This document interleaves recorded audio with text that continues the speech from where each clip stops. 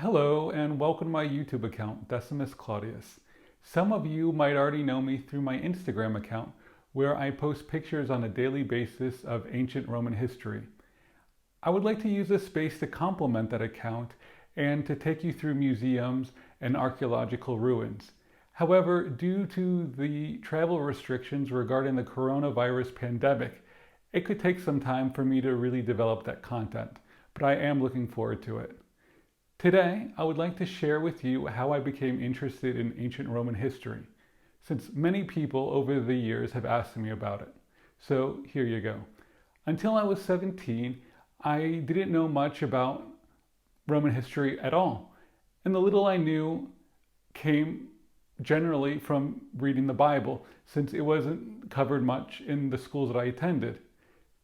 The thing though is that reading the Bible doesn't really present all aspects of that ancient Roman civilization.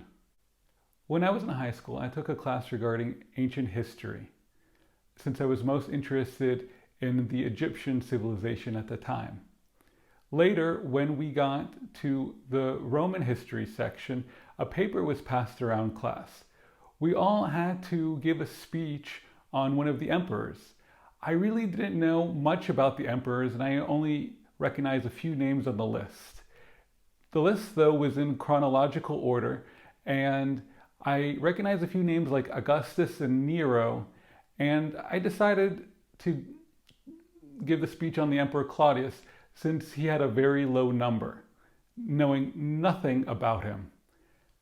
Back then, research was pretty rudimentary on the internet and books in the high school library, and ironically, when it came time to give my speech, I was actually sick.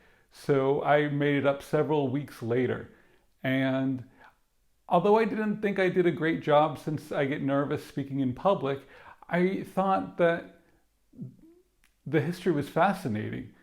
There were some interesting aspects about him, such as how he was completely overlooked, apparently too inept to be seen as a rival for power and overlooked by the two previous emperors who killed numerous family members. He also successfully invaded Britain, establishing a continuous Roman presence there. His legacy was also enhanced by public works of all kinds, portions of which can be seen today, and the fact that he seemed like a sensible ruler as opposed to his predecessor and successor. Lastly, he was deified by the Senate, which was for me a strange but intriguing notion. Maybe 6 months later, a buddy of mine asked me if I wanted to see the DVD Gladiator on his home entertainment system. I've heard about it a little bit, but of course I said yes. Although we only got through maybe half of it since he fell asleep, the portion I saw was captivating. The locations, costume, action, and soundtrack all made a deep impression on me. It wasn't until a few months later in college when another buddy of mine let me use his laptop to watch the rest of the DVD that I get to finish it.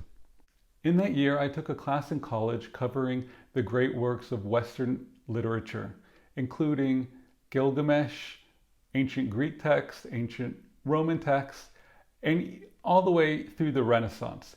Even the Bible was covered there. The book that stood out for me was the Aeneid by Virgil, Robert Fitzgerald's translation to be exact.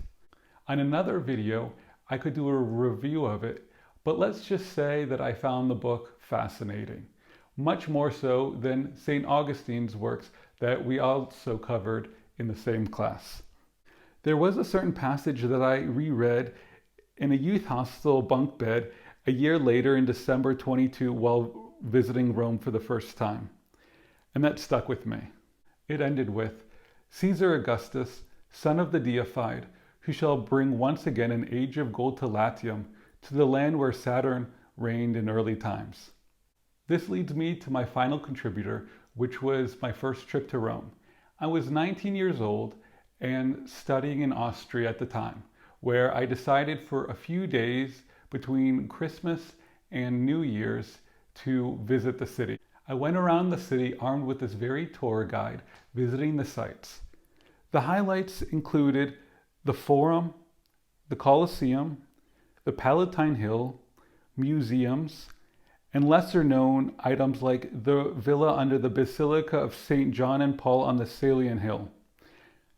On another video, I could retrace my footsteps of that trip with old photos I took at the time. Once I got back to my dorm room, I digested the whole trip, and my interest, which was sparked, developed into a hobby, and some would even say a passion. Well, it's been really interesting sharing these experiences with you. If you like this video, please subscribe and hit the notification button so I could grow my account. Well, thank you so much, and I hope you have a great day.